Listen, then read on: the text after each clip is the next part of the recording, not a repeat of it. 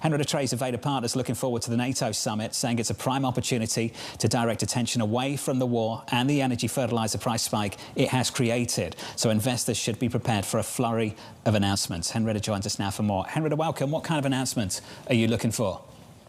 Well, as you mentioned with Tyler, I think the idea of a joint defense effort with Germany is exactly what the doctor ordered. You know, the president is really looking to deflect away from what is happening in the Strait. And there are so many issues, not least of which is the toll that still hasn't been agreed to and which NATO nations have a real problem with. So I expect them to talk about pretty much anything other than that throughout the next 2 days. The other piece would obviously be Russia and Ukraine and a discussion there as the United States Congress provides substantial funding to not just Ukraine in their various appropriations bills, but also to the neighboring regions, Latvia, Lithuania, and the Baltic region as a whole. And as you were mentioning before, trying to ensure that we keep troops in the region as well, in Poland and elsewhere across NATO nations. Henrietta, the toll, let's talk about it. I get that the Europeans and others aren't happy about it, but right now it feels like that's the price of admission to get energy moving again. Is there anything they can do about it?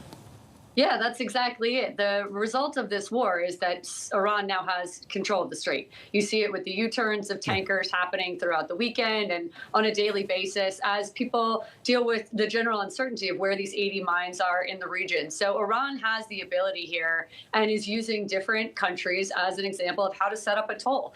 Call it a climate assessment, call it an environmental fee, whatever you want to call it. You're normalizing relations with the IRGC. And this is, in many of the NATO nations' opinions, I've heard from Canada, for example, directly, and France directly, simply untenable. They don't want to work with a state sponsor of terrorism.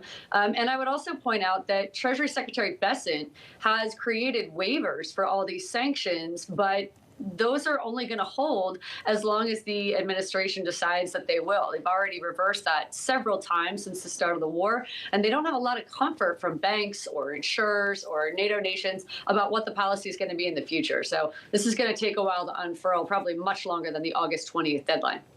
Henrietta, hi, it's Mike Wilson. I had a question with respect to just how the world may get around the Strait itself, in the sense that what this war has highlighted is how crazy it is that we have this choke point to begin with. And how fast do you think the world itself will start to migrate towards perhaps drilling for resources elsewhere or building alternative ways to get the oil out of the region through pipelines, et cetera? How fast can that happen? And will this be talked about over the weekend?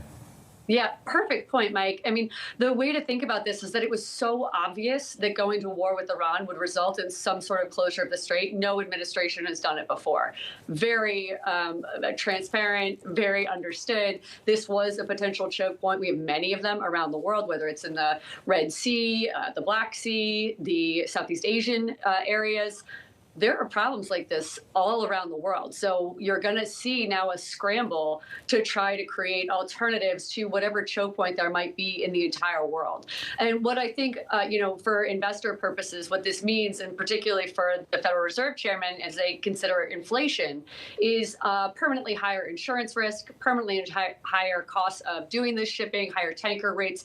And those are all things that we're seeing across the board. So whatever level this settles at is almost guaranteed to be higher than it was before the president made the decision on February 28th to start the bombing. And what about Taiwan? Is that something that people are still talking about in the mainstream? It seems like that's kind of taken a back seat. Yeah, absolutely. Great point. So Taiwan has taken a back seat publicly, but in D.C., it's still paramount. You have a pretty substantial bipartisan focus group, not a standing committee, but a select committee on China relations that focuses directly on Taiwan. And I would say that as you look at BIS and what they're doing with export control restrictions, they're very focused on Taiwan. Members of Congress are very focused on Taiwan. So it may not be front and center for this administration, and there's a lot of questioning of how the president's allegiances towards Taiwan differ from prior administrations. But I would say Republicans and Democrats are unified in wanting to continue to provide protections to Taiwan, whatever that takes.